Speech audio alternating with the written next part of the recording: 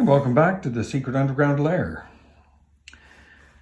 Today we're going to be working on a Versaille Planter box. I'm going to make this out of cedar that's been harvested from the utility poles. Let me catch a link to the video. I think I'll put a link in that corner, where we harvested a utility pole and milled it up on the Worktable sawmill. So, using some of that wood, we're going to plane it down and start by making the panels. There are 4 panels that are on each side, and leftover bits will make the floor. So we're going to be making 2 of these planter boxes, and yeah, that's today's project.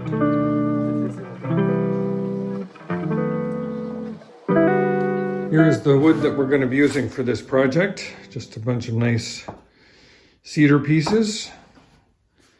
And start by planing them off, getting them down to a uniform thickness. Got my thickness sander set up here, surface planer, and yeah, I'll just set you on time lapse as I go through a bunch of this wood.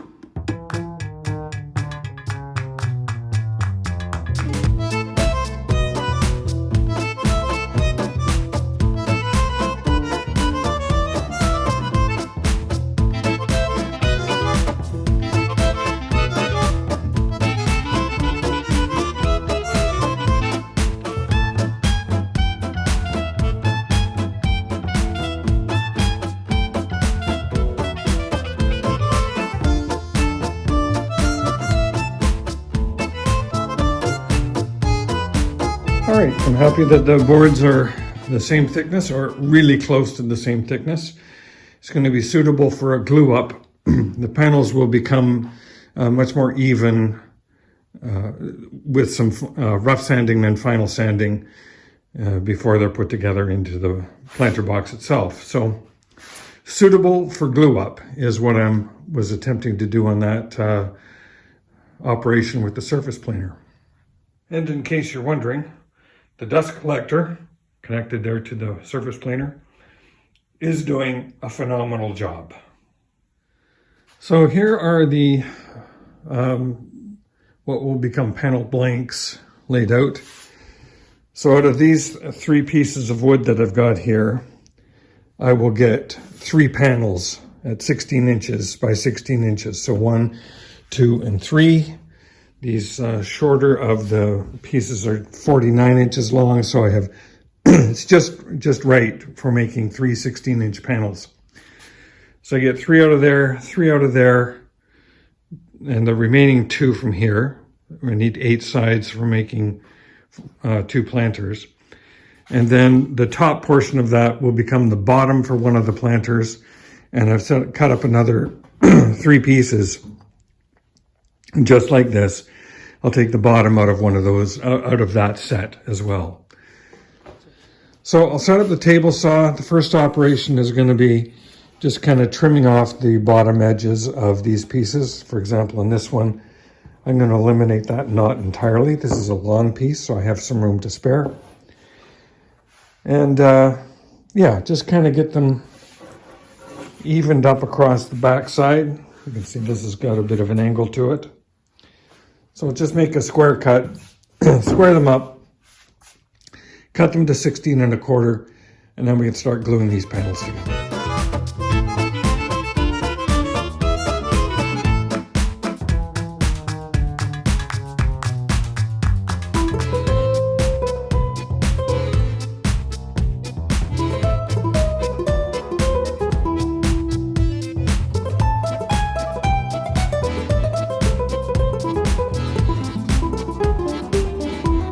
Okay, all of our pieces are now cut to rough length and rough width. What I'm going to be doing now is running them through the saw to join an A side and a B side, so they'll match up. They'll glue up and make a perfect 180-degree plane. So I'm doing this in sets. The 3 pieces I cut out of one set, the 3 sides I cut out of one set, I'm going to run them through the saw at the same time. Then I'm going to handle the second set, then I'm going to handle the last set. And I'm going to be going through the wide piece first. I'll be making the A cut on the wide piece, making them the same. Then I'll go through the middle piece, and I'm going to cut the A side on that. And then I'm going to set the middle piece to the right width, flip it over and do the B side, and do the B side on the final thin piece. So a bunch of passes using different cuts and adjusting the fence throughout. So you'll see me flipping things around and moving things around. That's what I'm doing.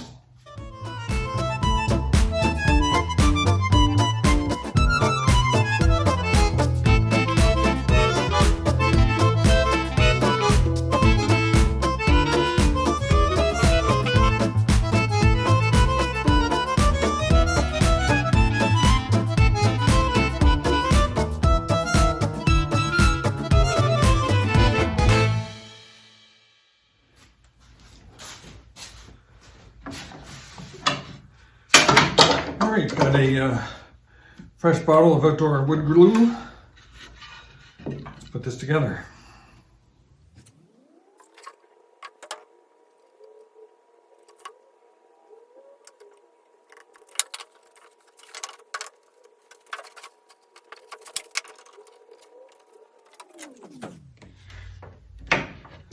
I'm getting a good squeeze out on both sides. And it's laying reasonably flat, so I'm quite happy with that.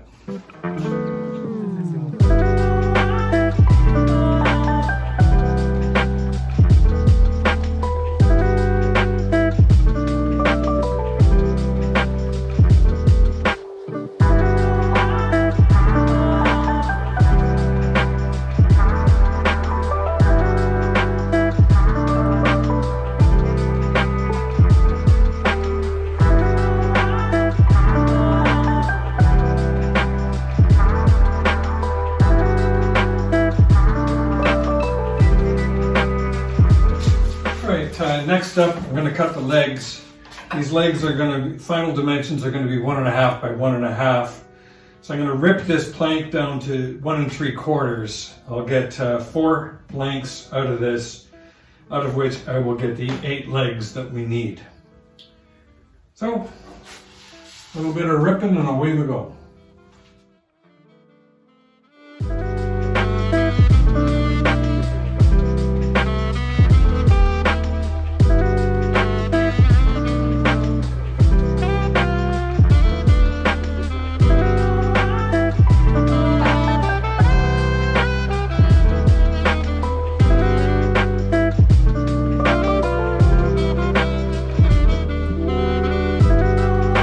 So I have 6 of our 8 panels glued up and ready to sand. The other 2 are just behind me here, clamped up. So they'll be ready by the time these are finished sanding. I should be able to take those out of the clamps and sand them. Just using the belt sander to kind of even up the surface a little bit. They're actually lined up pretty well. What I'm catering for here is some variations in wood thickness. So I'm using a very coarse 60 grit paper here on the sander, the belt sander, and I'll just be going over these very quickly and lightly. Certainly on most sides or most pieces. Where I have some unevenness, I'll spend a little bit more time. So I'll get you on time lapse as I go through all of this sanding. Of course, wearing a respirator and hearing protection on this one, and away we go.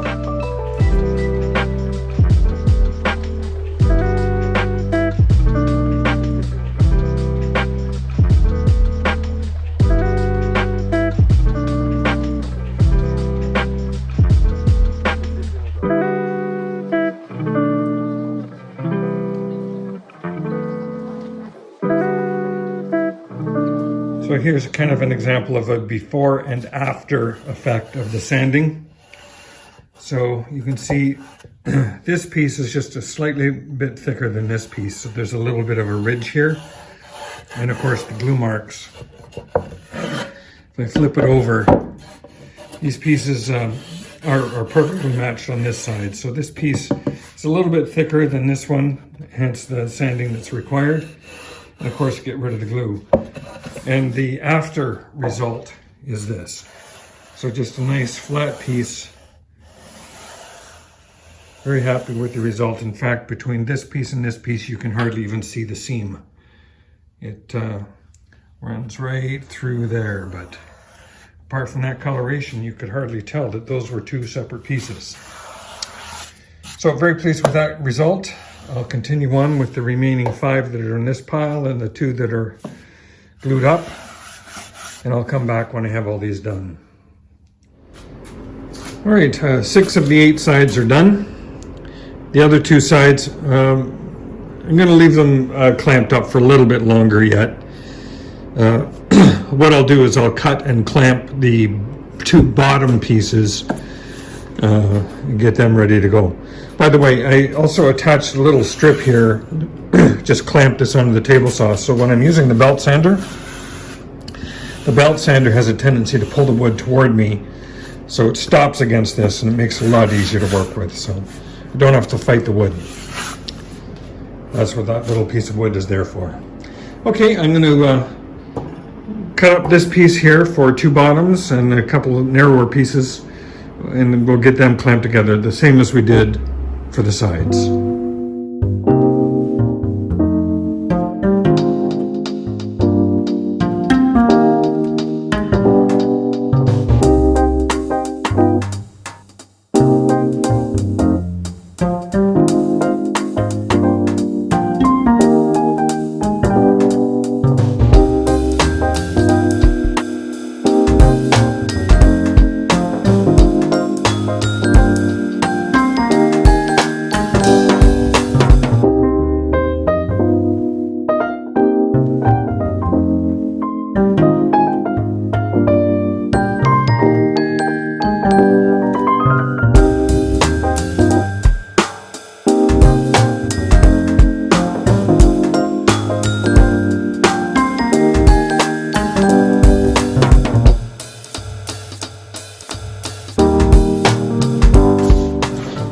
Turn the camera on there. So I just did the glue up of this piece, and 2 things that I have noticed about using the A side, B side method of making these edge cuts. It works very well, and I can tell that it works very well for 2 reasons. One reason is as I clamp it together, I get even squeeze out along the full length on both sides of this joint. So that means I'm getting nice even pressure. The second thing that works really well is that there's very little cupping, if any cupping at all, as the pieces are clamped together. And what I've observed is that if there is any cupping of these pieces, it's usually a result of a clamp not applying pressure evenly on each side of the piece. That said, I still use these cross braces like this as the piece is setting, just to ensure that there's no shifting during the drying process.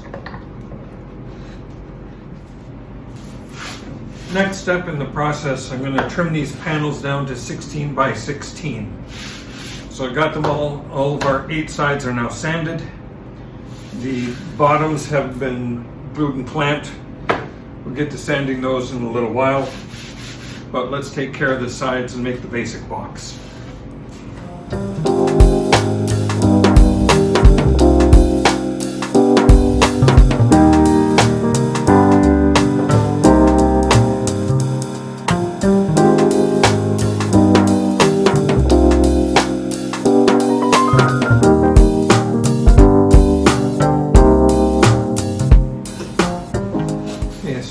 Pieces cut to width. Now I want to trim off the top and the bottom. I cut these pieces to be 16¼ inches, so I'm going to just take a little snippet off one edge here to get a straight cut, and then we'll run them all through to get them exactly the right height.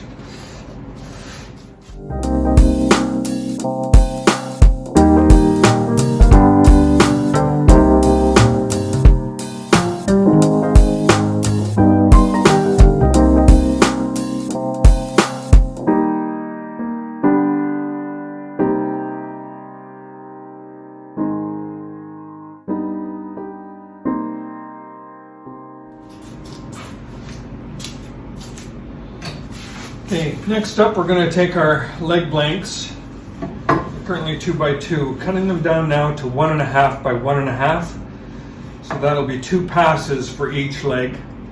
Then I'm going to cut them to rough length. They're going to be 20 inches roughly. Final dimension at this point is 18 inches, but we may want to make them just a little bit longer. So start with the 1.5 by 1.5 squaring up.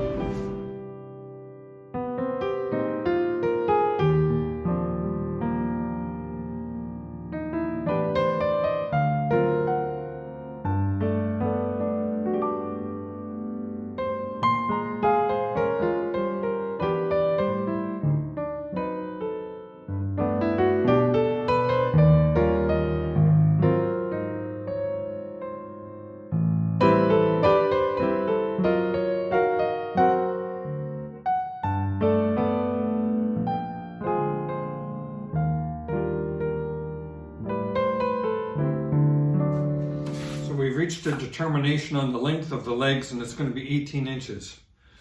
So I have lined them all up here, clamped them together, and I'm going to cut them all off in one pass at 18.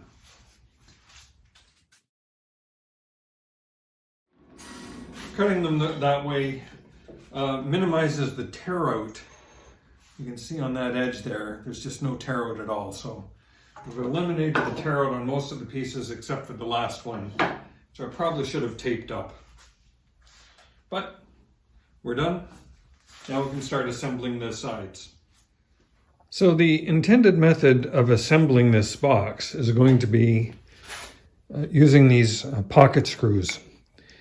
I'll be drilling through here 3 holes and countersinking them about 3/4 of an inch. Then putting that screw in, the shoulder will catch the bottom of that pocket hole. Then drill another hole through right into here, like through the leg and into here as a pilot hole, then drive the screw in. And we'll use glue down this joint to hold, give the pocket screw some assistance. So what I'm going to do is mark the holes on the legs, take them to the drill press, and put in the pocket holes, and then we can come back and drill the pilot hole through and then put the screws in and glue it together. So I'll do some marking, then we'll go over to the drill press. Holes are marked. I got a 1/2 inch Forstner bit in the drill press, and I've set the depth stop, so I'll go down about 3/4 of an inch into the material and stop. And I apologize, I think my arm is going to be in the way as I come through. I'll try and avoid that.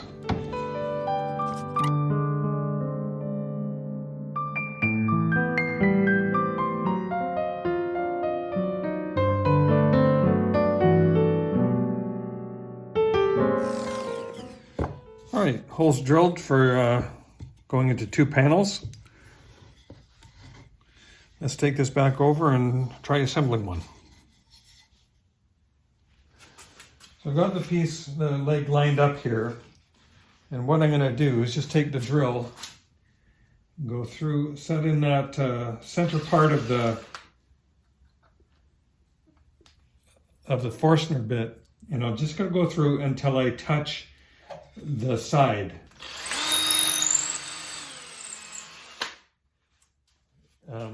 And I'm going that deep with a 1/8 inch bit, so I'm going a little bit thicker bit through here.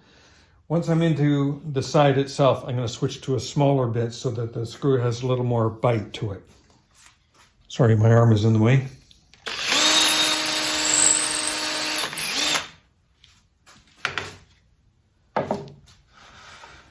Now I have the holes where I want the holes here, so I'll switch to a smaller bit,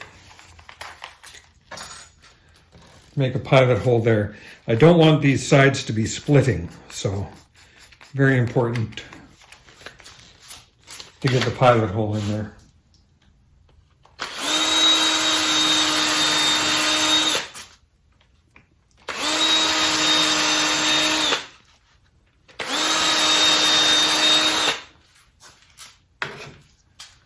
Now we're ready to put in the screw. That's good, they're all lining up where they should be.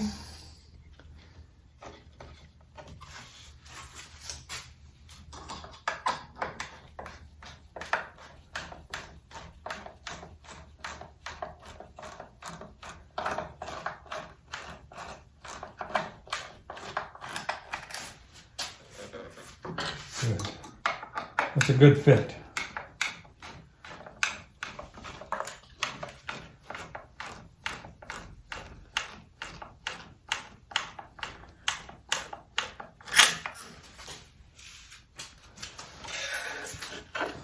So I got a nice tight fit all the way along there. I like it.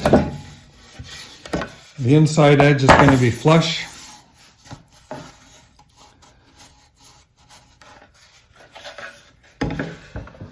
And the reason I have these holes here is we're going to put plugs in them. Oops, sorry. So plugs are going to go into these holes. So we'll be hiding the screws completely. Okay, I like the way that went together. So I'm going to drill out the other leg, get it on this side. I'm going to put that leg on this side. Then I'll do the same thing, create the other panel exactly the same way. Then we'll come back and join those two panels together. So I now have the two panels done with the legs on them. Now I'm just getting the middle part attached. I have this one attached here, and this is the process that I'm using. I get drill one hole and get a screw in it down here. You can see I'm putting the screw in here. That gets the panel exactly where I want it. I'm tightening it down. And now I can drill the pilot hole in these two joints here.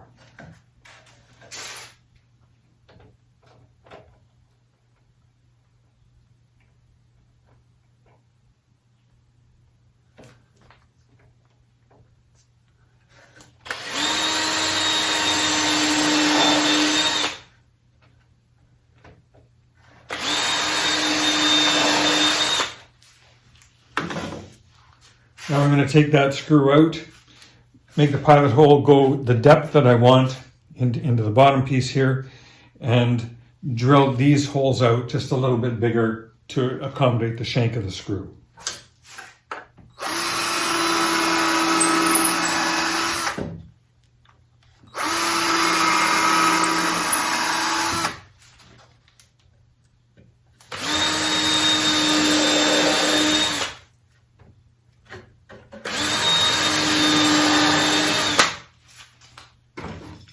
Put this one back in and put in the other two.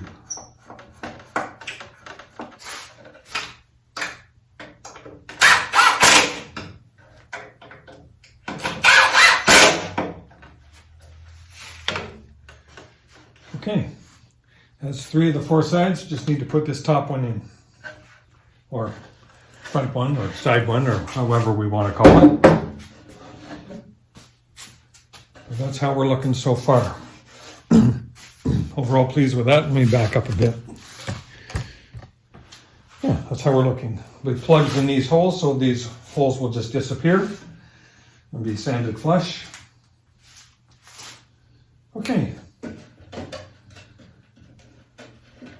Now I'm going to call that a video for today. Thank you very much for watching. Please like and subscribe. We'll see you on the next video where we finish this off.